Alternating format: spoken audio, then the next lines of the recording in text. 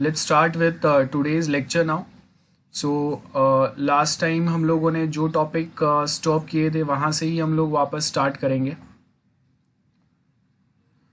If you remember guys, हम लोगों ने ये वाला टॉपिक पे अपना सेकेंड लेक्चर स्टॉप किया था. टॉपिक जो है हम लोगों का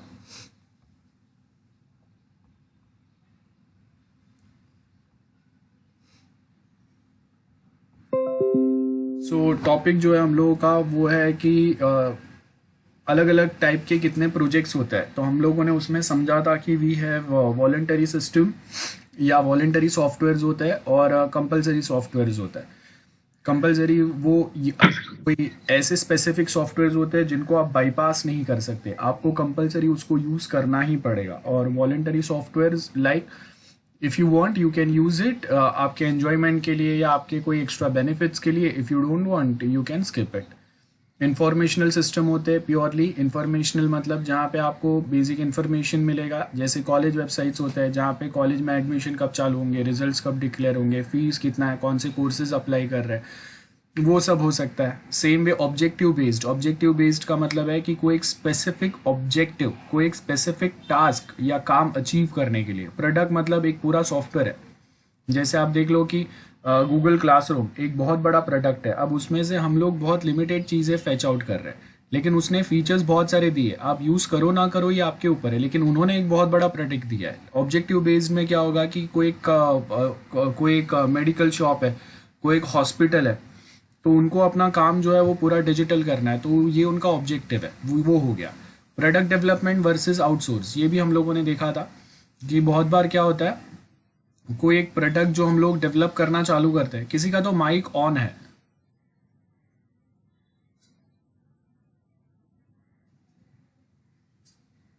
ओके. सो प्रोडक्ट डेवलपमेंट में हम लोग बेसिकली बात करते हैं कि कोई एक प्रोडक्ट स्टार्ट टू एंड हम लोग इन हाउस खुद से बना सकते हैं या नहीं. और दूसरे में हम लोग बात करते हैं कि हम लोग उसको आउटसोर्स कर सकते हैं बहुत बार, जब हम लोग खुद से डेवलप नहीं कर सकते. और इसके साथ मैंने और एक डिफरेंशिएशन आपको बताया था, वो था critical and non critical. Critical softwares जो बहुत ज़्यादा ह्यूमन डिपेंडेंस जिस पे बहुत ज़्यादा रहता है. सो अगर आपने लास्ट टाइम अगर नोट डाउन नहीं किया था, सो जस्ट मेक श्योर कि आप नोट डाउन कर लो.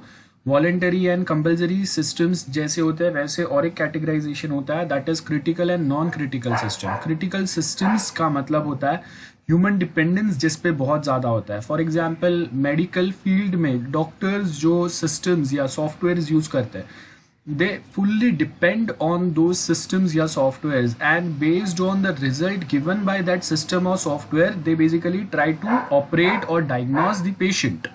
तो मतलब कंपलसरी जो आपके क्रिटिकल जो आपके सिस्टम्स या सॉफ्टवेयर है जिस पे ह्यूमन डिपेंडेंस बहुत ज़्यादा होता है, तो ह्यूमन डिपेंडेंस जितना ज़्यादा होगा ना उतना ही उसमें एक्यूरेसी लाना ज़्यादा कंपलसरी होगा. बिकॉज आप जो डॉक्टर्स जो है वो ऐसे सिस्टम्स यूज करके पेशेंट्स को डायग्नोज कर रहे हैं, और अगर गलती से सॉफ्टवेयर ने अगर रॉन्ग रिजल्ट जनरेट किया, रॉन्ग रिपोर्ट्स अगर जनरेट किए, तो जो ट्रीटमेंट है वो भी रॉन्ग जाएगा और उसकी वजह से कोई पेशेंट को फिजिकली डैमेज भी हो सकता है, जान भी जा सकता है. So that is critical. Banking again critical systems है, बिकॉज बैंकिंग मतलब किसी का लाइफ टाइम के अपने खुद के सेविंग्स हो सकते हैं. तो ऐसे जो सिस्टम्स है वो आपके क्रिटिकल सिस्टम्स हो गए. नॉन क्रिटिकल रहे ना रहे, कभी बंद हो चालू हो, हम लोगों को ज़्यादा फर्क नहीं पड़ता. Those are non critical. For example मैंने आपको बताया था कि कॉलेज वेबसाइट अगर उस पर आपको सिर्फ प्रिंसिपल मैसेजेस, कॉलेज का नाम, कोर्सेज कौन से है, फीस कितना है, यही आ रहा है, तो कॉलेज का वेबसाइट चले ना चले, we don't care. Those are non critical जिस पे ह्यूमन डिपेंडेंस बहुत कम है. क्रिटिकल ह्यूमन डिपेंडेंस जिस पे ज़्यादा है उसको क्रिटिकल सिस्टम्स बोलते हैं, और नॉन क्रिटिकल मतलब जिस पे ह्यूमन डिपेंडेंस कम है. तो जब हम लोग कोई एक सिस्टम या सॉफ्टवेयर या कोई एक प्रोजेक्ट बनाने की बात करते हैं, तो हम लोग ये सारे जो कैटेगराइजेशंस है इनका कॉम्बिनेशन होता है हम लोग के पास. For example I can say I want to develop a system or a software which is compulsory, informational as well as critical. So compulsory मतलब आपका कॉलेज में अगर आपको एडमिशन करना है तो वहाँ से ही करना पड़ेगा। इन्फॉर्मेशनल मतलब एडमिशन कैसे लेना है, क्या डॉक्यूमेंट्स है, वेरिफिकेशन सब कुछ वहाँ पे ही होगा। और क्रिटिकल है क्यों, बिकॉज अगर वो सॉफ्टवेयर ने एडमिशन कोई स्टूडेंट का अगर एक्सेप्ट नहीं किया तो उसका एडमिशन रुक जाएगा।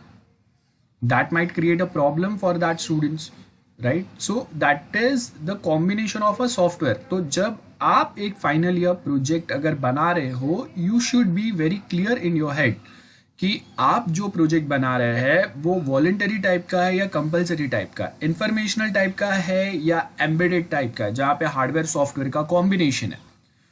ऑब्जेक्टिव को एक स्पेसिफिक ऑब्जेक्टिव अचीव करने के लिए आप बना रहे हैं, या इन जनरल आप एक अपना प्रोडक्ट बना रहे हैं जिसमें से जिसको चाहिए वो एक उसका छोटा सा पार्ट यूज कर सकता है। जैसे वी हैव गूगल मैप्स।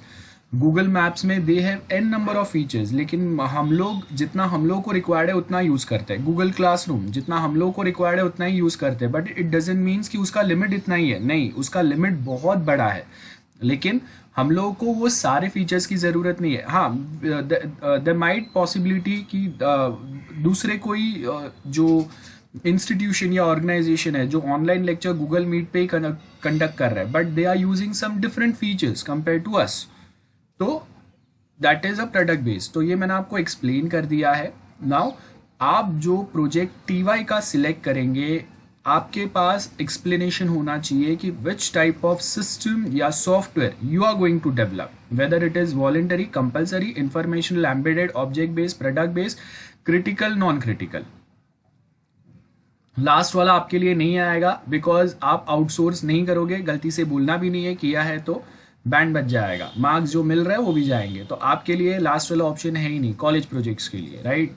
तो आप भी खुद से पूरा बना रहे हो तो आउटसोर्स का स्कोप है ही नहीं उसमें। ओके, अब यहाँ पे अगर हम लोग देखेंगे ना तो हम लोग को सर्टेन पॉइंट्स दिए हुए सॉफ्टवेयर प्रोजेक्ट में। अगेन सॉफ्टवेयर प्रोडक्ट डेवलपमेंट है।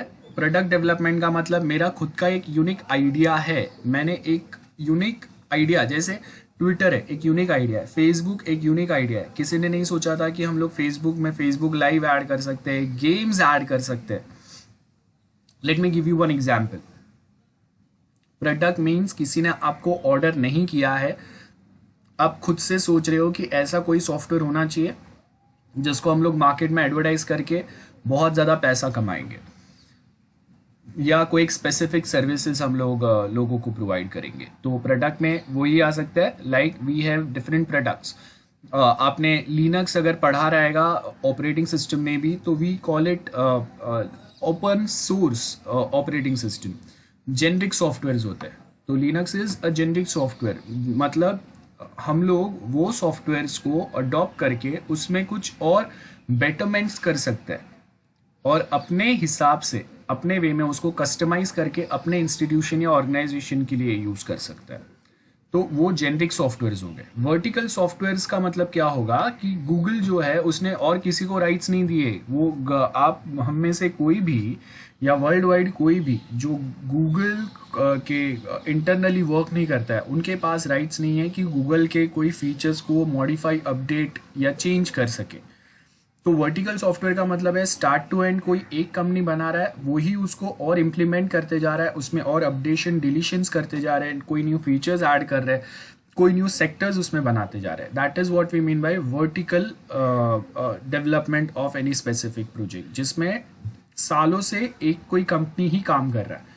तो हम लोग अगर ऑपरेटिंग सिस्टम विंडोज़ की भी बात करें, that is also type of a vertical software. हम लोग अगर मैक की भी बात करें तो मैकिंटोश भी वर्टिकल सॉफ्टवेयर है। Linux is not a vertical software, because आप देखो कि लिनक्स जो है उसका एक जो कर्नल है वो डिस्ट्रीब्यूट किया था, और वो डिस्ट्रीब्यूटेड कर्नल बहुत सारे कंपनीज ने एक्सेप्ट किया। आज के टाइम पे आपको thousands and lakhs of Linux के डिस्ट्रीब्यूशंस मिलते हैं। देर आर गवर्नमेंट्स, जो गवर्नमेंट्स खुद से अपने पर्पस के लिए लिनक्स के अलग से कोई डिस्ट्रीब्यूशन, कस्टमाइज डिस्ट्रीब्यूशंस बनाता है जो वो लोग ही यूज करेंगे, जिसका इंटरनल आर्किटेक्चर आउटसाइडर को पता नहीं रहेगा। सो क्या हो गया, सिक्योरिटी हो गया। ओके, सर्विसेज मतलब इंडिया में हम लोग के आईटी इंडस्ट्रीज जो है वो सर्विस बेस्ड है। मतलब हम लोग यूएस से, यूके से, ऑस्ट्रेलिया से, अलग अलग जो हम लोग के पास कंपनीज होते हैं वर्ल्ड वाइड, उसके पास से प्रोजेक्ट्स उठाते हैं। उनके रिक्वेस्ट के बेस के ऊपर हम लोग कोई एक स्पेसिफिक प्रोजेक्ट्स को कस्टमाइज करते हैं। ऑफ कोर्स हम लोग उनको बना के देते हैं उनके कस्टमाइज वर्जन्स, या फिर ऑलरेडी बनाए हुए हैं और उनका जो एग्जिस्टिंग कंपनी उनके साथ उनका मेंटेनेंस अग्रीमेंट महंगा पड़ रहा है, तो हम लोग वो सॉफ्टवेयर को सिर्फ मेंटेनेंस के लिए यूज़ करते हैं। मेंटेनेंस का मतलब है बग एरर कुछ भी अगर प्रॉब्लम आता है तो हम लोग उनको सॉल्व करेंगे at same point of time. अगर फ्यूचर में उनको वापस वो एग्जिस्टिंग सॉफ्टवेयर में टेक्नोलॉजिकल चेंजेस, मतलब अभी अगर उनका वेबसाइट है, आगे जाके उनको मोबाइल ऐप रिक्वायर्ड है या ऑलरेडी मोबाइल ऐप में सर्टन फीचर्स मिसिंग है, तो हम लोग उसमें थोड़े बहुत डेवलपमेंट्स भी करते हैं। और आउटसोर्स वी ऑलरेडी नो। तो ये लास्ट टाइम का जो पार्ट था वो है 2 types of software project, software product development और सॉफ्टवेयर सर्विस। मैंने आपको ऑलरेडी एक्सप्लेन कर दिया। सर्विसेज का मतलब क्या रहता है ये एक्सप्लेन कर दिया। कस्टमाइज हम लोग कोई कंपनी के लिए कस्टमाइज सॉफ्टवेयर बनाएंगे जो सिर्फ उनके लिए, उनके जो मेन काम है उनको अचीव करने के लिए का बनेगा। Maintenance as we already know. Testing, एक सॉफ्टवेयर को हम लोग टेस्ट करके बता सकते हैं कि प्रैक्टिकली जब हम लोग कस्टमर्स को इसको हैंड ओवर करेंगे वो टाइम पे ये कितना सिक्योर है, कितने लोड वो ले सकता है। इट माइट पॉसिबल कि ज़्यादा लोड ना ले पाए, तो नहीं ले सकता, तो that might also create a problem. Because let's take a example of a call centre. तो एक कॉल सेंटर है और ये कॉल सेंटर में हम लोगों ने एक सॉफ्टवेयर बनाया है जिसपे जो एजेंट्स जो है, जो एम्प्लॉय जो वो कॉल सेंटर में काम कर रहे हैं वो कॉल्स एक्सेप्ट कर पाएंगे। अब हम लोगों ने सॉफ्टवेयर बनाया था वो सपोज 100 एम्प्लॉयज़ के लिए बनाया था, लेकिन एक्चुअल में एजेंट्स जो अभी है वो 150 हो गए। तो हम लोग सॉफ्टवेयर को टेस्ट करते हैं अलग अलग वे में, अलग अलग टाइप्स ऑफ टेस्टिंग हम लोग आगे पढ़ेंगे, मैं आपको बताऊंगा। बट फिलहाल के लिए बेसिक अगर हम लोग समझे तो हम लोग वहाँ पे देखेंगे कि वो एक सॉफ्टवेयर कितना लोड ले सकता है, कितने टास्क हम लोगों ने जो बोले थे वो अचीव कर सकता है कि नहीं, सिक्योरिटी वाइज वो कितना बेटर है, एक्सेट्रा एक्सेट्रा। सो यही है स्टेक होल्डर्स। अब स्टेक होल्डर्स बहुत इंपॉर्टेंट है। पीपल हु हैव स्टेक और इंटरेस्ट इन अ प्रोजेक्ट, इसको स्टेक होल्डर बोलते हैं। जो इंटरेस्टेड पार्टीज जो भी रहेंगे उसमें, ये सारे आपके स्टेक होल्डर्स हो गए। तो अगर मैं बोल रहा हूँ कि जो यूजर्स है जो आपका सॉफ्टवेयर यूज करने वाले हैं, those are also stake holders. So देखो यहाँ पे कौन से स्टेक होल्डर्स रहेंगे, यूजर या क्लाइंट्स, डेवलपर या इम्प्लीमेंटर, ये सारे स्टेक होल्डर्स है। जो डिजाइन कर रहे हैं स्टेक होल्डर है, उनका इंटरेस्ट है ना उसमें। जो डेवलप कर रहे हैं उनका इंटरेस्ट है, वो those are also stake holders. जो टेस्ट कर रहे हैं वो भी स्टेक होल्डर्स है। तो इम्प्लीमेंटर में सिर्फ डेवलपर नहीं आते, इम्प्लीमेंटर में थ्रू आउट जो भी प्रोजेक्ट में वो काम कर रहे हैं वो सारे आते हैं। तो स्टेक होल्डर्स इसको बोलते हैं। Now they could be within a project team, stake holders हो सकते हैं। टीम के बाहर के भी स्टेक होल्डर्स हो सकते हैं, but within some organisation, मतलब जो ऑर्गेनाइजेशन के लिए हम लोग बना रहे हैं या कोई एक थर्ड पार्टी ऑर्गेनाइजेशन है जिनको हम लोगों ने अपना प्रोजेक्ट का थोड़ा सा एक आधा एक मॉड्यूल आउटसोर्स किया हुआ है। Okay, now let me just clarify what do we mean by a module. Suppose हम अगर एक कॉलेज के लिए सॉफ्टवेयर बना रहे हैं जिसमें या वेबसाइट समझ लो, वेबसाइट बना रहे हैं जिसमें स्टूडेंट्स वर्क कर सकते हैं, प्रोफेसर्स वर्क कर सकते हैं, that is teaching staff, non teaching staff and principal. तो हम लोग एक प्रोजेक्ट को 4 पार्ट या 4 मॉड्यूल में डिवाइड करेंगे, जिसमें से एक मॉड्यूल या एक पार्ट स्टूडेंट का रहेगा, जिसमें स्टूडेंट रिलेटेड क्या क्या एक्टिविटीज़ रहेंगे उसके ऊपर फोकस होगा। Second module teaching staff, professors, teachers का होगा। Third non teaching staff, accounts department and etcetera etcetera. And fourth जो मॉड्यूल रहेगा वो प्रिंसिपल का रहेगा, जो ओवरऑल पूरे कॉलेज के एक्टिविटीज़ पे फोकस कर सकते हैं। तो this is how we basically divide our project module wise, remember. तो यहाँ पे हम लोग क्या बोल रहे हैं कि जो स्टेक होल्डर है वो आपका टीम का हो सकता है, टीम के बाहर का हो सकता है, लेकिन जो ऑर्गेनाइजेशन के लिए आप प्रोजेक्ट बना रहे हो, इट माइट पॉसिबल कि वो स्टेक होल्डर वो ऑर्गेनाइजेशन का हो सकता है।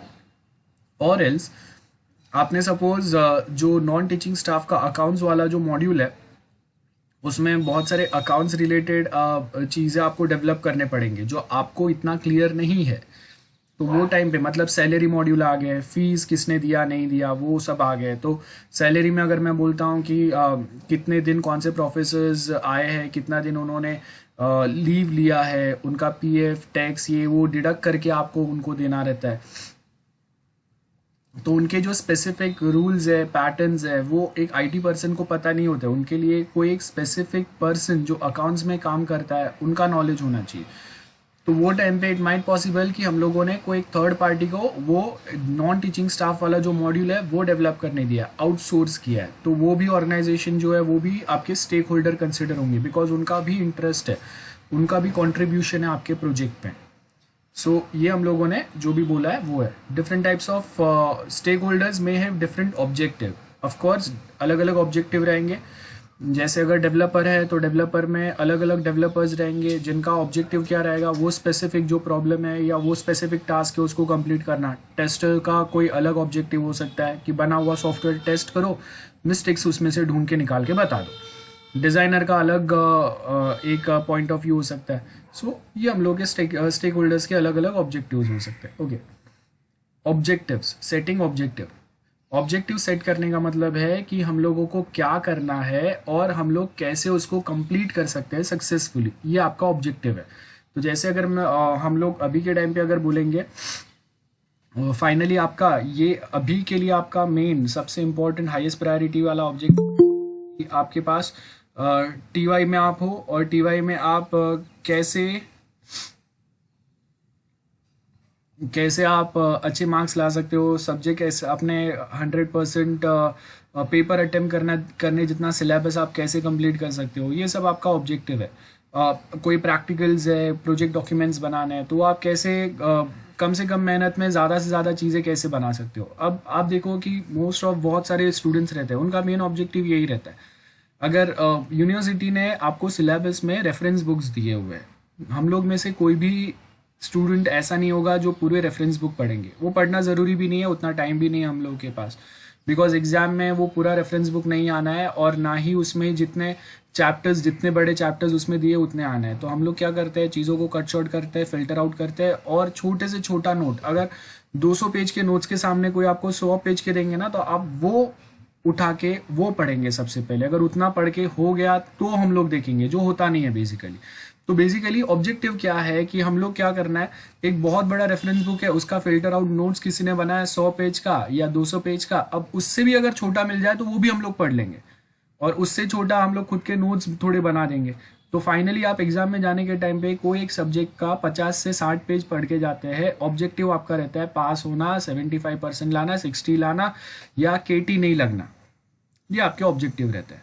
और उसमें आप कैसे सक्सेस हो सकते हैं, तो हम लोग बहुत सारे लोग दिमाग लगाते हैं कि भाई चलो लास्ट के 3 साल के यूनिवर्सिटी के पेपर पढ़ के जाओ, एटलीस्ट इज्जत बच जाएगा, केटी नहीं लगेगा।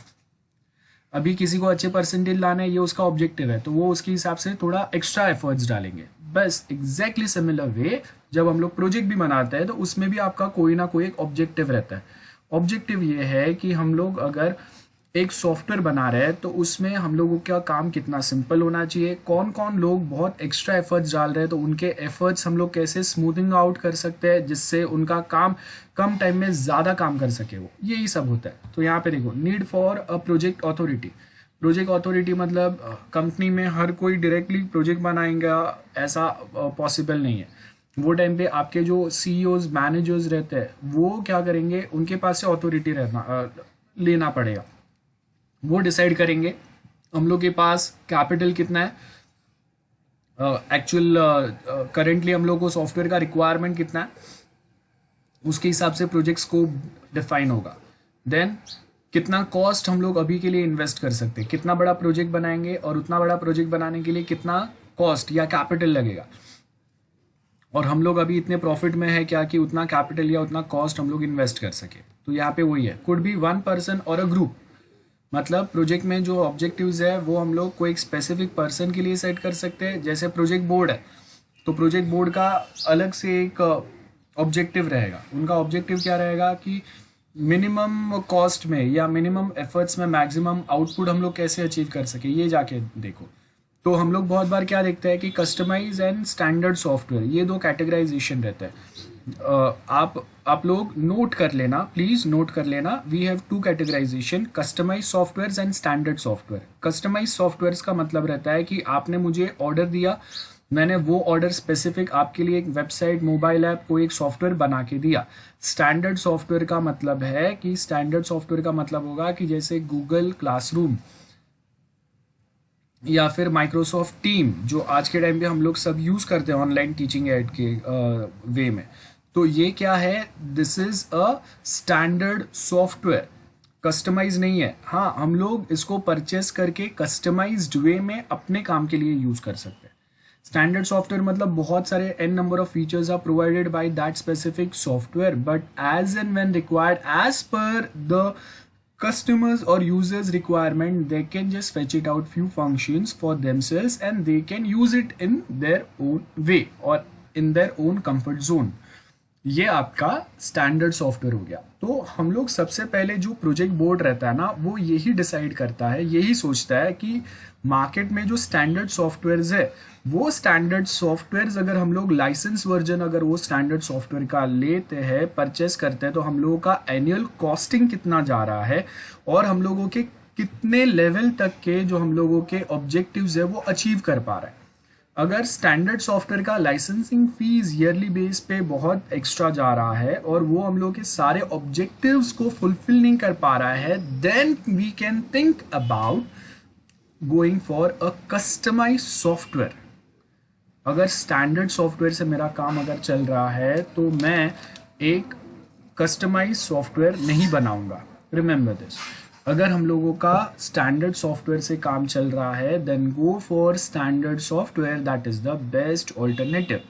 But if we can not work और if we cannot achieve all the objectives with standard software, then with standard software, then only we can go for customized one। So project board, उसको manage करने के लिए अलग से board रहेंगे, एक committee आगे काम करते रहेगा, जो कमेटी आगे आगे हम लोगों का क्या चीज़ें बनने चाहिए, कितने बनने चाहिए, कितने टाइम में बनने चाहिए, अगर आपका जो कॉस्ट है वो ओवर बर्डन जा रहा है, ये सब पॉइंट्स पे बात करेंगे। सो ये देखो, ये जो भी कुछ मैंने आपको एक्सप्लेन किया वो सब कुछ यहाँ पे नीचे दिया हुआ है। Objective of a project can be defined by completing a statement if the project will be regarded as success। अगर ये प्रोजेक्ट अगर इतना बनता है तो हम लोग को इतना बेनिफिट हो सकता है, हम लोग ऐसे वे में काम कर सकते हैं, वही होगा।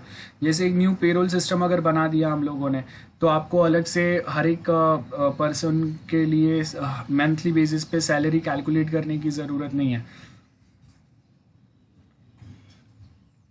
या फिर आप उनको कितना बोनस देना है, कितने बार उन्होंने छुट्टी किया है, तो कितना उनका सैलरी डिडक्ट होना चाहिए, ये सब हम लोग डायरेक्टली वहाँ पे समझ सकते हैं। गेटिंग सो ये बेनिफिट हो सकता है। और दूसरी बात कि न्यू पेरोल सिस्टम में हम लोग डायरेक्ट ऑनलाइन पेमेंट मोड भी डाल सकते हैं। तो अगर मैं बता रहा हूँ कि आपका न्यू पेरोल सिस्टम जो है वो ही मंथली बेसिस पे एम्प्लॉय मंथ में कितने बार आए हैं, कितने बार वो लेट आए हैं, कितने बार वो ऑन टाइम पे आए और ऑन टाइम पे गए, या कितने बार वो मंथ में आए ही नहीं है, कितने बार उन्होंने लीव लिया था, तो ये सब कैलकुलेट करके उनका जो अगर सपोज वो किसी ने अगर मंथ में 5 बार लीव लिया है तो उतना पेमेंट उनका कट करके बचे हुए पेमेंट में से कितना टैक्सेस अप्लाई होंगे वो डिडक्ट करके, पीएफ अगर कट करना है वो कट करके, एनुअल बाकी का जो मंथली सैलरी है वो उनके अकाउंट में ऑटो डेबिट करना है, उनके अकाउंट में ऐड करना है। तो ये जो है ना, ये भी हम लोगों का एक अलग से एप्लीकेशन बना के वो काम कर सकते हैं।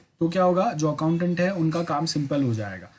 तो अगर अभी आपके कंपनी में या इंस्टीट्यूशन या ऑर्गेनाइजेशन में सपोज 100 या 200 या 500 या 1000 एम्प्लॉयज़ है, तो पहले जहाँ पे आपको 25-30 अकाउंटेंट्स लगते थे, अभी वो ही सेम काम एक सॉफ्टवेयर पे 5 अकाउंटेंट्स या 3 अकाउंटेंट्स कर सकते हैं। तो आपका एक सॉफ्टवेयर बहुत ज़्यादा हेल्प करता है ये सेम में। ओके, अब सर्टेन जो इम्पोर्टेंट पॉइंट्स है ना वो मैंने यहाँ पे हाईलाइट किए, जो आप एक हैंडी है आपके पास, ये फॉर्डर मटेरियल है सब भी। अगर आपको एक्चुअल में डिटेल समझ में नहीं आ रहा है ना, तो आप डायरेक्टली यहाँ से वो डिटेल समझ सकते। जैसे मैं यहाँ पे आपको बता रहा हूँ कि हम लोग के पास एक हैंडी एक फॉर्डर मटेरियल है, दैट इज स्मार्ट।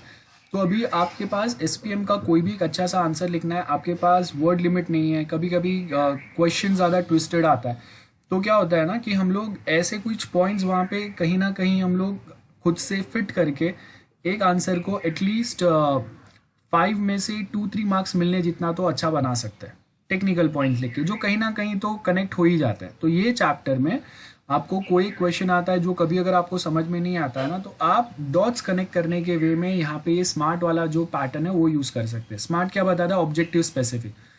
तो ऑब्जेक्टिव्स क्या होने चाहिए? ऑब्जेक्टिव शुड बी स्मार्ट, मतलब स्पेसिफिक, टू द पॉइंट होने चाहिए, मेजरेबल होने चाहिए, मतलब कितने टाइम में हम लोग बना सकते हैं, हम लोग के पास जो सिस्टम्स है उस पर वो काम करेगा कि नहीं, कितने एफर्ट्स लगेंगे, कितना कैपिटल लगेगा, ये सब हम लोग देखेंगे।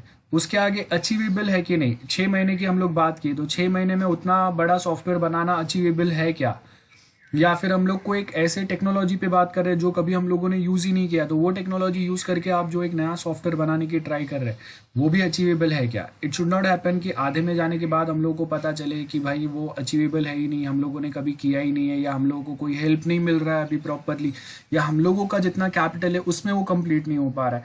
जैसे हम लोग, मैंने आपको स्टार्टिंग में भी बताया कि टीवाई में बहुत बार हम लोग जोश में एक बहुत अच्छा सा टॉपिक या प्रोजेक्ट सिलेक्ट कर लेते हैं, और जब हम लोग होश में आते हैं ना तब हम लोगों को पता चलता है कि वो अचीवेबल है कि नहीं नेक्स्ट 6 महीने में, या मेरे पास कोई गाइड या कोई हेल्प करने के लिए कोई पर्सन है कि नहीं कि जिससे मैं वो प्रोजेक्ट अचीव कर सकूं। तो एट द एंड क्या होगा, स्टार्टिंग में तो हम लोगों ने सोचा था कि भाई हम लोग पूरा एक रॉकेट ही बनाएंगे, फिर धीरे धीरे धीरे धीरे वो साइकिल पे चलने वाला रॉकेट आ गया, और फिर दिवाली का रॉकेट हम लोगों ने फाइनली बनाया। तो क्या मतलब हो गया, राइट? हम लोगों ने स्पेस वाला रॉकेट अचीव करने का सोचा था, लेकिन जब हम लोगों को ग्राउंड सिचुएशन पता चला तो हम लोगों को पता चला कि भाई वो तो नहीं होगा, तो हम लोगों ने दिवाली वाला रॉकेट बनाया। तो वो आपको ध्यान से देखना है कि अचीवेबल है कि नहीं, क्या चीज़ रेलिवेंट। ऑफ कोर्स रेलिवेंट बहुत ज़रूरी है, वर्ड पे से पता चल रहा है कि हम लोगों को देखना है कि हम लोगों का, आपका कोई कॉम्पिटिटर है, आप मार्केट में काम कर रहे हो, आपके जैसा ही आपके जो कॉम्पिटिटर्स है उन्होंने कोई एक सॉफ्टवेयर लिया, इट डजेंट मीन्स कि उसको देख के हम लोग भी एक अच्छा सा सॉफ्टवेयर में इन्वेस्ट करेंगे। आप देखो कि आपको ज़रूरत है क्या, और आपके ज़रूरत के हिसाब से मार्केट में कोई एक स्टैंडर्ड सॉफ्टवेयर अगर है तो आप उसी को यूज़ करो, अगर नहीं है तो क्या लेवल तक का आपको कस्टमाइज सॉफ्टवेयर रिक्वायर्ड है, ये रेलिवेंट है कि नहीं, ये देखो। और लास्ट तो टाइम कंस्ट्रेन ही है, मतलब कोई भी सॉफ्टवेयर बनाने में हम लोग इतना टाइम नहीं लगाएंगे, 6 महीना 8 महीना या साल 2 साल 3 साल, तब तक में तो उसका जो मेन रेलिवेंस है वही ख़त्म हो जाएगा। गोल्स, नाम पे से पता चल रहा है हम लोग गोल्स बनाएंगे कि एक प्रोजेक्ट है, बहुत बड़ा प्रोजेक्ट है, तो हम लोग मंथली वीकली गोल्स बनाएंगे, क्योंकि एक हफ्ते में हम लोगों को वो प्रोजेक्ट का इतना पार्ट करना है, 1 महीने में इतना पार्ट कंप्लीट होना चाहिए। और सपोज अगर मैं कॉलेज के लिए बना रहा हूँ तो वहाँ पे हम लोग अलग अलग गोल सेट करेंगे। सपोज एक कॉलेज में 10 डिपार्टमेंट है, तो हम लोग का गोल है कि फर्स्ट 15 डेज़ में हम लोग फर्स्ट डिपार्टमेंट के लिए जो प्रोजेक्ट टास्क है वो कंप्लीट करेंगे, नेक्स्ट 15 डेज़ में सेकेंड डिपार्टमेंट का, लाइक दैट हम लोग आगे प्रोसीड करते जा सकते हैं। तो ये बहुत सिंपल है, अब ये मैं आपको एक्सप्लेन नहीं कर रहा हूँ, आप यहाँ से पढ़ सकते हो। और रेफरेंस बुक जो है ना, ये मैंने यहाँ पे आपके साथ ऑलरेडी शेयर किया हुआ है, तो वहाँ पे आप देखो वो रेफरेंस बुक में आपको जो चैप्टर हम लोग पढ़ रहे हैं वो चैप्टर में एक्सरसाइज नंबर 1.7 मिलेगा, वो जाके एक बार पढ़ लेना, तो आपके डाउट्स जो है वो और क्लियर हो जाएंगे, और नहीं होते तो you can directly ask me. Effectiveness कितना है ऑलरेडी मैंने बताया, तो अभी ये भी नहीं बता रहा हूँ। इफेक्टिवनेस का मतलब है यूज़र को सेटिस्फेक्शन मिल रहा है, वो ऑलरेडी जो सॉफ्टवेयर यूज़ कर रहा था उससे आपका सॉफ्टवेयर बेटर है क्या। आप इसके लिए आप देखो बेस्ट एग्जांपल, मार्केट में जब अगर कंपटीशन चलता है, जैसे 2 ऑपरेटिंग सिस्टम्स है, मोबाइल वर्जन्स आप पकड़ो, 2 स्मार्टफोन्स, तो स्मार्टफोन्स में क्या होता है, यूज़र सेटिस्फेक्शन, मतलब 15,000 का मेरे पास कोई एक स्मार्टफोन है सैमसंग का, और उसके सामने ओप्पो है या वीवो है, वो वही सेम रेंज में एक बेटर पीस लेके आ रहा है, तो क्या होगा, यूज़र सेटिस्फेक्शन अचीव नहीं होगा। क्यों नहीं होगा? बिकॉज वही सेम कॉस्ट में, वही सेम प्राइस में कोई बेटर फीचर्स, अच्छा कैमरा या कैमरे के साथ वो स्लो मोशन वाला वीडियो रिकॉर्डिंग है, या फिर एक्स्ट्रा जूम वाला जो फीचर होते हैं। आजकल हम लोग के पास टाइम पास करने के लिए फ़ोन में बहुत कुछ होता है। तो समझो कि कोई बेटर प्रोसेसर है, कोई एक्स्ट्रा फीचर्स है जो आपके फ़ोन में अवेलेबल नहीं है, आपने अभी लिया, लेकिन उसी के टाइम पे वही सेम टाइम पे मार्केट में दूसरा सिमिलर स्मार्टफोन आया वो ही प्राइस रेंज में। तो वो क्या होगा, दैट मीन्स कि अगर सैमसंग के पास उतने फीचर्स नहीं है यूज़र सेटिस्फेक्शन के वो प्राइस रेंज में, तो उसका प्रोडक्ट या उसका सॉफ्टवेयर जो है that considered to be a failure.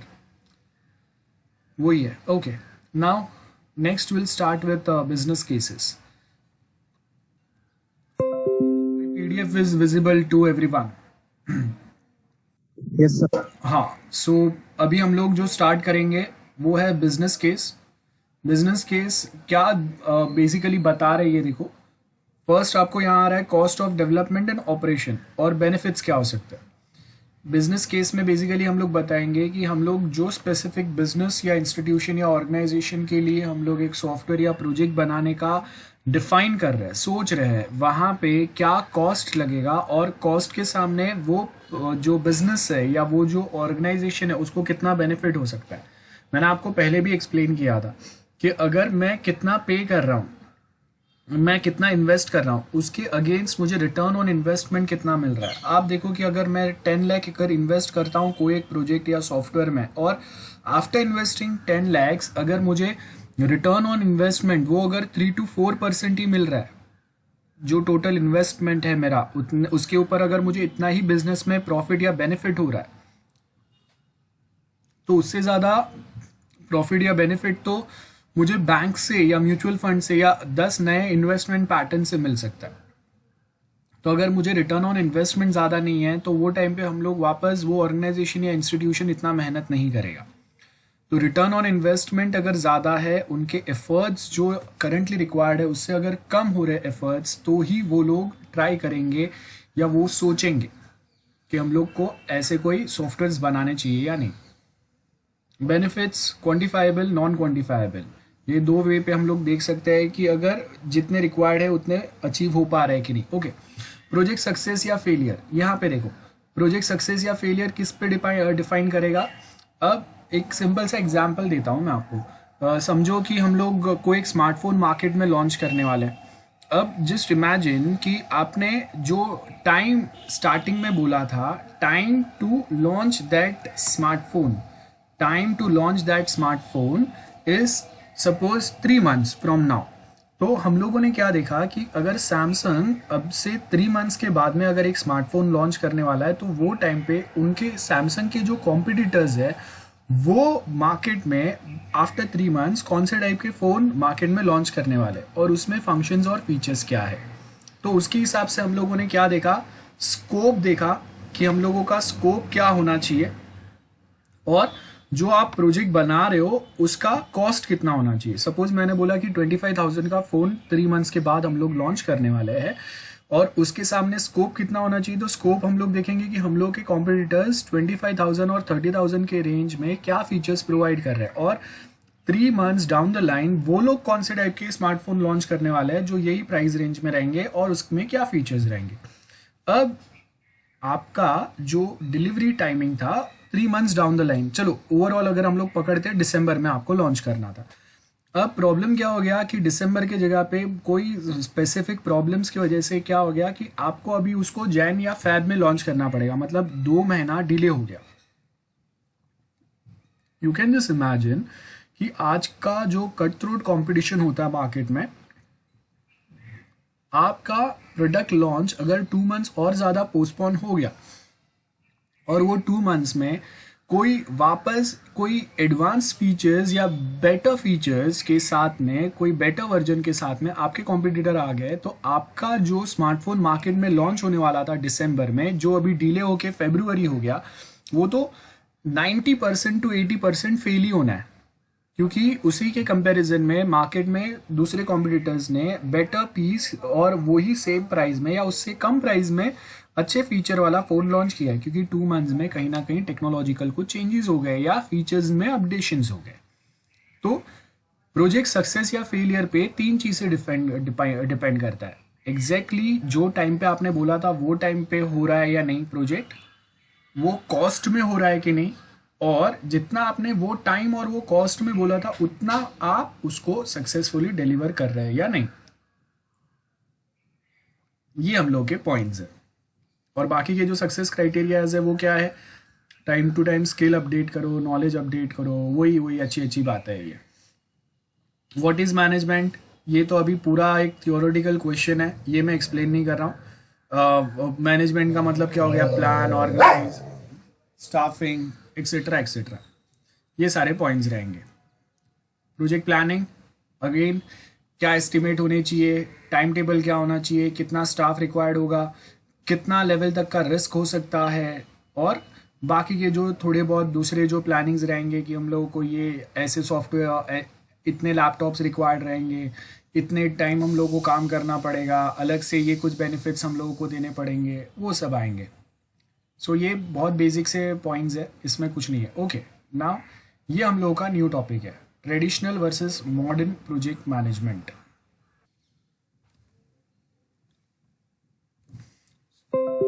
Traditional versus अगर मॉडर्न प्रोजेक्ट की अगर हम लोग बात करें तो इसमें डिफरेंस क्या होगा।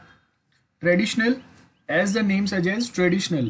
Anyone, can you explain what you mean by traditional projects, guys?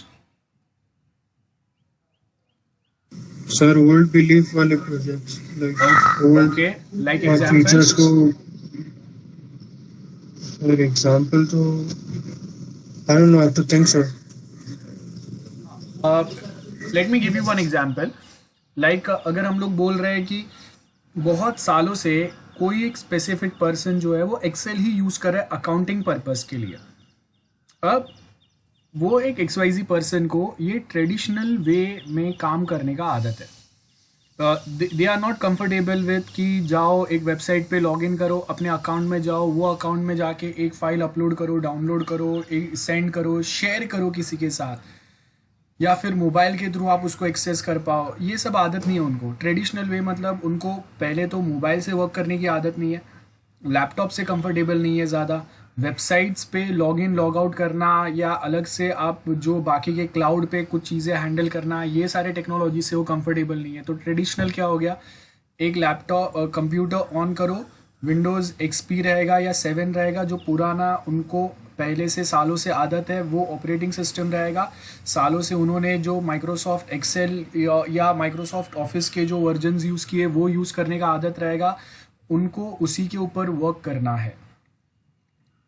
तो उनको अलग से अगर आप डायरेक्टली कोई बेटर सॉफ्टवेयर, एडवांस सॉफ्टवेयर दे रहे हो, दे गेट्स कंफ्यूज्ड, और at the same point of time एक एक एक डर रहता है कि अभी इसमें मुझे वापस बहुत सारी चीज़ें सीखने पड़ेंगे, मेरा काम ऑलरेडी इतना है, उसमें आप मेरे एफर्ट्स बढ़ा रहे हो। तो वो ट्रेडिशनल वे हो गया। मॉडर्न का मतलब लाइक वी यूज सॉफ्टवेयर्स। अगर कोई एक जैसे फेसबुक पकड़ लो, स्टार्टिंग में आप देखो कि फेसबुक जो है आपको सिर्फ कंप्यूटर पे मिलता था, उसमें भी खाली चैटिंग, एक अकाउंट बनाओ, फ्रेंड रिक्वेस्ट भेजो, ये सारे ऑप्शंस थे। टाइम टू टाइम क्या हुआ, वो मॉडर्न बनाते गए हम लोग। मॉडर्न मतलब एडवांस फीचर्स ऐड करते गए, जिसमें अभी फेसबुक पे आपको गेमिंग फैसिलिटीज़ भी मिलता है, लाइव फैसिलिटी भी मिलता है, आप कहीं पे जाते हो तो चेक इन फैसिलिटी भी आप ऐड कर सकते हो, वहाँ पे स्टेटस डाल सकते हो, हज़ार चीज़ें और नए आ गए। तो मतलब टाइम टू टाइम हम लोग जैसे टेक्नोलॉजिकल चेंजेस होते हैं वर्ल्ड में, जैसे लोगों के रहने में या उनके वे में चेंजेस होते हैं, वो सेम चेंजेस हम लोग अपने सॉफ्टवेयर्स में ऐड करते हैं। We can talk about a software like Google Meet, what we are using right now. That is also a modern project. अब यहाँ पे भी देखो, we have many professors, and I'm not talking about IT professors. जो non IT professors है, उन्होंने सालों से, जब वो अगर कॉलेज में आके पढ़ाते हैं ना, कॉमर्स डिपार्टमेंट या दूसरे जो हम लोग के BMM या BMS डिपार्टमेंट में अलग अलग प्रोफेसर्स होते हैं, आपने मुश्किल से देखा रहेगा कि वो आके कभी कंप्यूटर्स पे कोई वीडियो प्रेजेंटेशन या ऐसा कुछ देते हैं। मोस्टली बहुत सारे टाइम पे उनका बुक पे कुछ रहता है, वो बता देता है, बोर्ड पे बहुत कुछ लिख लिख के एक्सप्लेन करते हैं। आपने IT प्रोफेसर्स नहीं देखे रहेंगे कि पूरा बोर्ड भर के कुछ लिखते हैं। सो वो क्या हो गया कि अभी सडनली अगर हम लोग उनको बोलते हैं कि अभी आपके पास कोई बोर्ड है ही नहीं, आपके पास बोर्ड, जो वाइट बोर्ड जो भी मिलेगा वो आपको अपने कंप्यूटर में मिलेगा, और वो कंप्यूटर में भी लिखने के लिए आपको अलग से एक डिजिटल पैड लेना पड़ेगा जिस पे आप लिखोगे तो वो यहाँ पे आएगा, वो आपके स्टूडेंट्स को दिखेगा। अटेंडेंस आप जैसे पहले रजिस्टर पे लेते थे ऐसा रजिस्टर पे अभी अटेंडेंस नहीं होगा, आपको अलग से एक अटेंडेंस के लिए एक ऑप्शन मिलेगा, वो ऑप्शन पे जाने का अटेंडेंस जो स्टूडेंट का आएगा वहाँ पे आपको उनका स्टूडेंट का लॉगिन लॉगआउट टाइम मेंटेन रहेगा, जैसे हम लोग गूगल मीट में भी अटेंडेंस लेते हैं आप लोगों का। तो ये क्या हो गया, ये मॉडर्न प्रोजेक्ट हो गया। अब हम लोगों को टाइम ही नहीं मिला कि हम लोग किसी को ट्रेन कर सके। तो आईटी प्रोफेसर्स या IT people they are well aware about और they are much comfortable with this technologies, because हम लोग डे टू डे लाइफ में रोज इसके साथ डील करते हैं। बट प्रॉब्लम किसको होगा, जो प्योर ट्रेडिशनल वे में वर्क करते थे। उनको आदत क्या था, कॉलेज में जाओ, एक लैपटॉप या कंप्यूटर खोलो, उस पर एक पेन ड्राइव लगाओ जिसमें आपके पीपीटीज रहेंगे, वहां पे प्रेजेंटेशन ऑन होगा, वहां से बोल दो। सडनली आपने उनको मॉडर्न वे में लेके आया जहां पे अभी वही पीपीटीज, वही प्रेजेंटेशंस उनको और एक दूसरे सॉफ्टवेयर के थ्रू एक्सप्लेन करना है। दैट इज, आप अभी गूगल मीट या माइक्रोसॉफ्ट टीम पे जाओ, वहां पे जाके आप अपने पीपीटीज अपने ही कंप्यूटर या लैपटॉप पे ऑन करो, देन अपना स्क्रीन शेयर करो, वहां पे स्टूडेंट्स को दिखेगा, स्टूडेंट्स का अटेंडेंस वहां पे लो। That creates a problem. तो यहाँ पे क्लाइंट का फीडबैक लेना जरूरी है, whether they are comfortable with this और नॉट। तो इतने फैसिलिटीज प्रोवाइड किए अभी के टाइम पे, बट इट डजंट मीन्स कि हर कोई इससे कंफर्टेबल है। आप चाहिए तो बहुत सारे अपने जो कॉमर्स के अगर कोई फ्रेंड्स रहेंगे उनसे आप बात कर सकते हो, आपको पता चलेगा कि उनके अगर प्रोफेसर स्टार्टिंग में जब अगर ऐसा कोई सॉफ्टवेयर यूज करना चालू कर रहे हैं तो उनको बहुत ज़्यादा तकलीफ आता है। वो क्यों आता है, because they are not comfortable with this modern technologies. उन्होंने एक ट्रेडिशनल वे फॉलो किया है। I hope this is very much clear. Then customer participation जो है वो प्रोजेक्ट में होना चाहिए। अब कस्टमर पार्टिसिपेशन या क्लाइंट पार्टिसिपेशन का मतलब क्या हो गया कि हम लोग माइक्रोसॉफ्ट टीम में समझते हैं, देखते हैं कि हम लोग के पास कोई XYZ ऑप्शंस है। अब वो XYZ ऑप्शंस जो हम लोग यहाँ पे बात कर रहे हैं ना, वो सेम आपके पास गूगल टीम पे अवेलेबल, गूगल मीट पे अवेलेबल है क्या, और वो कितने इजी वे में अवेलेबल है कि लोग उसको इजीली समझ सके, यूज कर सके। और इंक्रीमेंट डिलीवरी, ये बहुत इंपॉर्टेंट पॉइंट है। इंक्रीमेंट डिलीवरी का मतलब है टाइम टू टाइम आपको भी अपने सॉफ्टवेयर में और न्यू चीजें, फीचर्स ऐड करते जाना है। ओके, मैनेजमेंट कंट्रोल बहुत सिंपल है। आप देख लो कि आपका जो वाटरफॉल मॉडल है SDLC, वैसे ही ये काम करता है। एक रियल वर्ल्ड में आपको कोई प्रॉब्लम आया, आपने क्या किया, उसका रिक्वायरमेंट गैदर किया, रिक्वायरमेंट गैदर करने के बाद रिक्वायरमेंट प्रोसेस किया, उसके साथ में आपने ऑब्जेक्टिव बताया कि आपको कितना प्रोजेक्ट बनाना है, क्या पर्पस के लिए बनाना है, उसके हिसाब से आपने उसके इन्फॉर्मेशन प्रोवाइड किए। उसके बाद हम लोग एक डिसीजन यहाँ पे सिलेक्ट करेंगे कि आपको ये प्रोजेक्ट बनाना चाहिए, कस्टमाइज सॉफ्टवेयर बनाना चाहिए या कोई स्टैंडर्ड सॉफ्टवेयर अवेलेबल है। अगर आपको समझ में नहीं आ रहा है तो हम लोग क्या करेंगे, एक मॉडल बनाएंगे जहाँ पे हम लोग देखेंगे कि हम लोग के एग्जैक्टली क्या क्या काम है, मतलब डिजाइनिंग करेंगे हम लोग, जिससे हम लोगों को एग्जैक्टली पता चलेगा कि हम लोग के रिक्वायरमेंट्स क्या है और उसके लिए कोई एक स्टैंडर्ड सॉफ्टवेयर अवेलेबल है क्या। तो मॉडलिंग के बेस के ऊपर हम लोग फिर क्या करेंगे, डिसीजन लेंगे, और वो डिसीजन के बेस के ऊपर अगर पता चलता है कि कोई एक स्टैंडर्ड सॉफ्टवेयर सारे आपके जो रिक्वायरमेंट्स है वो फुलफिल नहीं कर पा रहा है, तो हम लोग एक कस्टमाइज सॉफ्टवेयर बनाएंगे। और कोई एक सॉफ्टवेयर वो सारे फीचर्स या फंक्शंस अगर फुलफिल कर पा रहा है तो हम लोग वो स्टैंडर्ड ही यूज़ कर देंगे, कस्टमाइज लेने की ज़रूरत ही नहीं है। डेटा, अभी ये DBMS में भी आपने पढ़ा है, डेटा मतलब रॉ डेटा या रॉ मटेरियल डिटेल होता है। लाइक 6000 डॉक्यूमेंट्स एक साथ रखे हुए रहते हैं। इन्फॉर्मेशन मतलब वो डेटा के ऊपर मैंने क्वेरी फायर करके कोई मीनिंगफुल इन्फॉर्मेशन निकाला। जैसे कॉलेज के डेटाबेस पे 1000 स्टूडेंट का डेटा स्टोर्ड है, उसमें से मैंने फेच किया कि भाई अपने टॉपर्स कौन से BSc IT में से, BMM में से, BMS में से, BCom में से, बस वही है। उसके आगे मॉडलिंग मतलब एक प्रोबेबल आउटकम हम लोग डिफाइन करेंगे, सर्टन डिज़ाइंस के बेस के ऊपर हम लोग एक मॉडल बनाएंगे जिससे हम लोग को पता चलेगा कि हाँ ये बन सकता है, पॉसिबल है, नहीं है, ये सब। लाइक कोई कंपनी अगर ऑटोमोबाइल कंपनी अगर एक कार भी अगर डिज़ाइन करता है ना, तो उसके पहले वो उनका एक प्रोटोटाइप मॉडल बनाते हैं। प्रोटोटाइप मतलब एक डमी मॉडल बनाते हैं जिसपे वो जाके देखते हैं कि ये मॉडल अगर हम लोग ये 3000 cc या 3500 cc या सपोज 2500 cc या 2000 cc का अगर इंजन लगाते हैं तो उसका पिकअप स्पीड कितना होना चाहिए, उसमें एवरेज क्या मिलना चाहिए, हम लोगों को बाकी के उसके जो इंजिन है वो कैसे लगने चाहिए, एक्सेट्रा एक्सेट्रा। तो ऐसे ही सॉफ्टवेयर्स में भी हम लोग डिफाइन करते हैं। एग्जाम्पल आपको यहाँ पे दिए हुए हैं। ओके, प्रोजेक्ट मैनेजमेंट प्रोसेसेस कैसे होगा, बहुत सिंपल है। प्रोसेस एक इनिशियलाइज हुआ, देन इनिशियलाइज प्रोसेस को प्लानिंग में बनाएंगे हम लोग कि 1 हफ्ते में 2 हफ्ते में हम लोग को कंप्लीट करना है। 2 डिज़ाइनर लिए, 2 डेवलपर लिए, 1-2 टेस्टर्स लिए, और टास्क जो है वो एग्जीक्यूट करना चालू किया। उसके साथ एक कंट्रोलिंग या मैनेजिंग टीम रहेगा जो ध्यान रखते रहेगा कि ऑन टाइम जो आपको टाइम या शेड्यूल दिया हुआ है उसके हिसाब से आपका वो काम वो टाइम पे कंप्लीट हो रहा है या नहीं हो रहा है। अगर नहीं हो रहा है, कोई एरर या प्रॉब्लम्स आ रहे हैं, तो हम लोग कोई एक सीनियर या एक्सपर्ट से हेल्प लेंगे कि जो आपको वो एरर या प्रॉब्लम सॉल्व करने में हेल्प करेंगे। और एट दी एंड आपका प्रोजेक्ट एग्जीक्यूट होके सब कुछ कंप्लीट हो गया तो प्रोजेक्ट क्लोजिंग आएगा। बहुत सिंपल सा पॉइंट है। तो यहाँ पे ये कोई डिफिकल्ट चीज़ें नहीं है। प्रोजेक्ट मैनेजमेंट एक हम लोगों ने रिक्वायरमेंट गैदर किया, इनिशियलाइज किया कि ओके चलो हम लोगों को एक चैटिंग ऐप बनाना है। चैटिंग ऐप के लिए आपको सबसे पहले डिज़ाइनिंग वाला पार्ट लगेगा, तो उसके लिए हम लोगों ने एक डिज़ाइनर को उठाया, 2 डेवलपर को लिए, 1 टेस्टर्स को लिया। और ये चैटिंग ऐप बनाने में अभी हम लोगों को फाइल, पीपीटी, पीडीएफ और कोई वीडियोस एंड फोटोज शेयर करने हैं। तो ये अलग अलग 4 या 5 अलग अलग क्लासेस आपके बनेंगे वो डेवलपमेंट में, चैटिंग वाले में।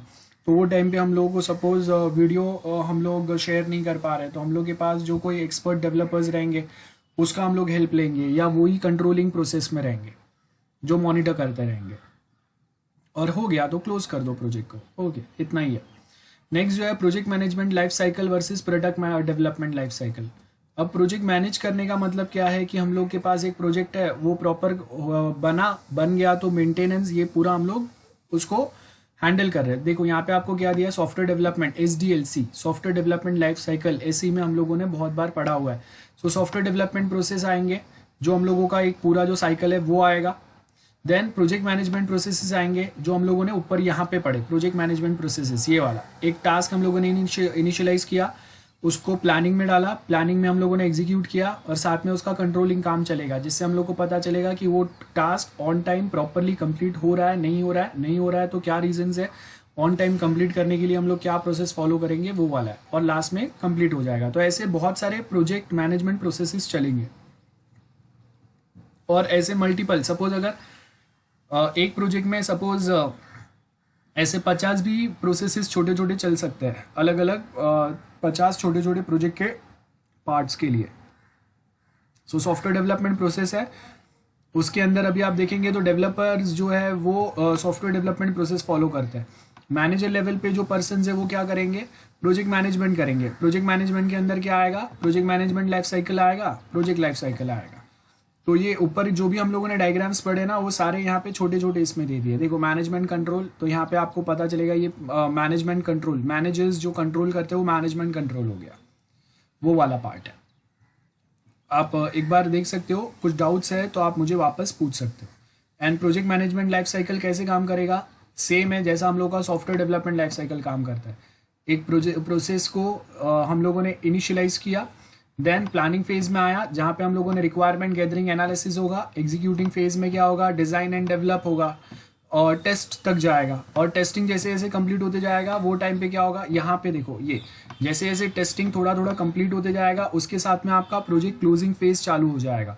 और जैसे जैसे टेस्टिंग आपका 70-80% कंप्लीट हुआ तो हम लोग क्या करेंगे, क्लाइंट साइड पे इसको डिलीवर या इंस्टॉल करना चालू कर देंगे। ये आपका सॉफ्टवेयर डेवलपमेंट लाइफ साइकिल है।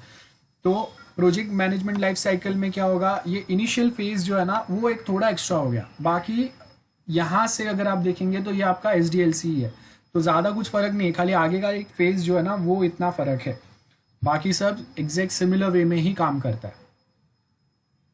देन ये तो हम लोग को प्रोजेक्ट इनिशिएशन क्या होता है ये हम लोग को पता है। उसके आगे W5HH प्रिंसिपल, 5 W's का मतलब क्या रहता है, why, what, when, who and where, और 2 HH का मतलब क्या है, how will and how much. ये वे में याद रखना है हम लोग को। So why software being built, क्यों सॉफ्टवेयर बना रहे, क्या बनाएंगे वो सॉफ्टवेयर में, कब तक बनेगा वो सॉफ्टवेयर, कौन रिस्पॉन्सिबल रहेगा वो कंप्लीट कराने में, एंड कहाँ कहाँ पे हम लोगों के जो डिपार्टमेंट्स है या लोग हैं वो कहाँ कहाँ पे उसको यूज करने वाले हैं। तो आप देखो कि ये वाला जो है ना, ये वाला पॉइंट इंपॉर्टेंट है, ध्यान देना। वेर मतलब हम लोग जब कंट्री टू कंट्रीज की बात करते हैं ना, तो वहाँ पे जो टेक्नोलॉजिकल डिफरेंस रहता है या टेक्नोलॉजिकल जनरेशन डिफरेंस रहता है। फॉर एग्जांपल आप देखो कि आपको बहुत सारे दूसरे कंट्रीज, जो डेवलप्ड कंट्रीज हम लोग बोलते हैं, यूएस, यूके, वो वहाँ पे आपको पता चलेगा कि देर आर मैनी कंपनीज वो ऑलरेडी वर्किंग और they are already started with 5G technology. हम लोगों को मार्केट में 5G फोन्स तो मिलते हैं, लेकिन इंडिया में अब तक 5G टेक्नोलॉजी स्टार्ट नहीं हुआ है। गेटिंग एग्जैक्टली सिमिलर वे हम लोग जो है ना, हम लोग सेकेंड वर्ल्ड कंट्रीज है, मतलब फर्स्ट वर्ल्ड कंट्रीज से हम लोग 5-10 साल पीछे है। लाइक यूएस से हम लोग 5-10 साल पीछे है। वहाँ पे जो टेक्नोलॉजी लेवल है वो अभी अगर 5G पे है तो हम लोग 4G पे है। 4G अभी तक हम लोग के यहाँ पे अच्छा सा डेवलप ही हो रहा है, बिल्ट ही हो रहा है। 5G तो अभी आने में और 2-3 साल तो मिनिमम चले जाएंगे। मतलब जब तक उनके यहाँ पे 5G यूज़ करके पुराना हो जाएगा, तब हम लोग के यहाँ पे 5G आने वाला रहेगा, या हम लोग के लिए वो नया चीज़ रहेगा। सो यहाँ पे क्या हो गया कि हम लोग टेक्नोलॉजिकली, सर्टन कंट्रीज आपके जो है ना वो टेक्नोलॉजिकली थोड़े थोड़े पीछे होते हैं, और हम लोग सेकेंड वर्ल्ड कंट्रीज है। अब थर्ड वर्ल्ड कंट्रीज कौन से आएंगे? African countries. अब बहुत सारे अफ्रीकन कंट्रीज में अगर आप देखेंगे ना, 4G की बात छोड़ो, वहां पे 2G 3G अभी मुश्किल से चलता है। सो हम लोग को एक सॉफ्टवेयर की जब बात करते हैं, तो वो सॉफ्टवेयर वेयर मतलब एक्चुअली आप कहाँ पे यूज करने वाले हो, और वो जो प्लेस या वो जो कंट्री है वहाँ पे टेक्नोलॉजिकली एडवांसमेंट कितने लेवल पे हुए। तो आप बनाने के लिए सॉफ्टवेयर बहुत अच्छा बना लोगे, लेकिन सपोज उसको 5G टेक्नोलॉजी की ज़रूरत है, और आप जो कंट्री में उसको लॉन्च कर रहे हो या रन करने वाले हो या चलाने वाले हो, वो कंट्री में 4G के आगे कोई दूसरी टेक्नोलॉजी अवेलेबल ही नहीं है, तो आपका सॉफ्टवेयर अच्छा होने के बाद भी काम नहीं करेगा। या सपोज मैं एक बहुत अच्छा सॉफ्टवेयर, एडवांस सॉफ्टवेयर, मैं उसको लॉन्च करने की ट्राई कर रहा हूँ सर्टन अफ्रीकन कंट्रीज में जहाँ पे 3G मुश्किल से चलता है, तो आपका सॉफ्टवेयर 5G सपोर्टेबल है, उसको वो लेवल का डेटा स्पीड रिक्वायर्ड है अपने काम को प्रोसेस करने के लिए। और जहाँ पे 3G ढंग से नहीं चलता है या 3G ही मुश्किल से चल रहा है, 4G अभी तक आया ही नहीं है, वहाँ पे अगर हम लोग ये सॉफ्टवेयर लेके जाएंगे तो क्या हो गया, आपके एफर्ट्स भी वेस्ट हो गए, और आपका वहाँ पे जो नॉर्मली काम चल रहा था उसमें और डिले हो जाएंगे और कन्फ्यूजन हो जाएंगे, राइट। देन नेक्स्ट जो H है, उसमें क्या आया, how will the job be done technically और how much each resources required, मतलब कितना जॉब आपको करना पड़ेगा टेक्निकली, कितना अभी तक हुआ है, कितना आप आगे करेंगे, कितने टाइम में करेंगे, ये सब आएगा। और उसके लिए कितने रिसोर्सेज मतलब रिमेंबर, पैसा, time and efforts. Resources equal to money, how much money is required, और कैपिटल इज रिक्वायर्ड। आप लोग नोट कर लेना, जो लोग बुक लेके बैठे हैं। Resources equal to human resource भी आएगा उसमें, human resource, then capital, then hardware and software resources like computers, other softwares which is required, as well as time. This all considered as a resources.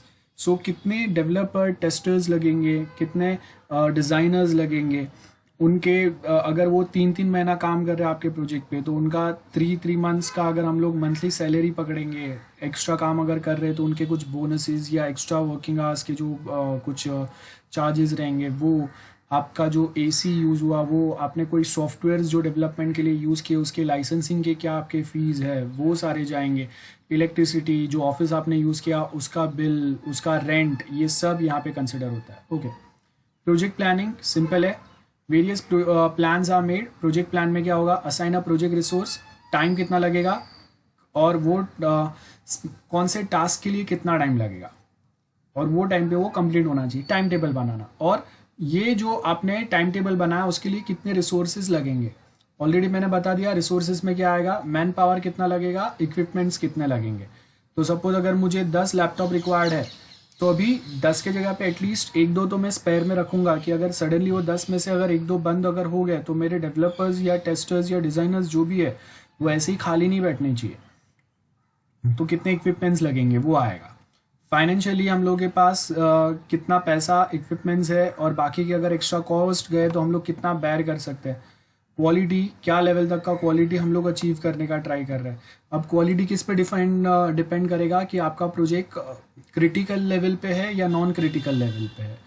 Getting? So plan of quality, तो अगर non critical level पे है तो हम लोग उसमें quality में या सिक्योरिटी में ज़्यादा एफर्ट्स नहीं डालेंगे। फॉर एग्जाम्पल आप देख लो, फेसबुक जो है वो अपने सिक्योरिटी में इतना इन्वेस्ट नहीं करता है जितना आईसीआई या एचडीएफसी बैंक अपने कस्टमर्स के बैंक अकाउंट्स हैंडल या सिक्योरिटी प्रोवाइड करने के लिए इन्वेस्ट करता है। बिकॉज बैंक अकाउंट्स का security is very very very important as compare to normal कोई एक सोशल नेटवर्किंग साइट का जो अकाउंट होता है वो। तो वो टाइम पे जितना सिक्योरिटी, जितना लॉगिन में आपको सिक्योरिटी प्रोवाइड किया जाता है बैंकिंग में, उतना एफर्ट्स या उतना सिक्योरिटी लेवल हम लोग फेसबुक के लिए नहीं लेंगे। सो वो आपका क्वालिटी में डिफरेंस हो गया। और रिस्क कितना होगा? ऑफ कोर्स पोटेंशियल रिस्क कितना हो सकता है। सपोज अगर वो आपने जो भी कुछ बनाया वो अगर फेल हो गया तो आपको कितना लॉस हो सकता है। अगर वो पास हुआ और अगर up to the mark achievements नहीं हुए तो क्या हो सकता है। बहुत बार आपको सर्टन चीज़ों को प्रायोरिटी, इंपॉर्टेंस प्रोवाइड करना रहता है कि ओके पूरे प्रोजेक्ट में से ये एक स्पेसिफिक मॉड्यूल या पार्ट जो है ये हम लोगों को सबसे पहले कंप्लीट करके देना पड़ेगा, क्योंकि हम लोगों के बहुत सारे क्लाइंट्स या कस्टमर्स इसके लिए बहुत ईगरली वेट कर रहे हैं, या उनका काम जो है वो बहुत ज़्यादा डिले हो रहा है बिकॉज ऑफ वो आपके प्रोजेक्ट का कोई एक पार्ट प्रॉपर कंप्लीट नहीं हुआ है। तो ये सब पॉइंट्स हो सकते हैं। ओके, प्रोजेक्ट एग्जीक्यूशन ऑलरेडी हम लोग को पता है क्या होता है, प्रोजेक्ट क्लोजर क्या होता है ये भी हम लोग को पता है, और ये आपके की पॉइंट्स है जो ऊपर टॉपिक पढ़ा हम लोगों ने। And here we are done with chapter 1 of SPM।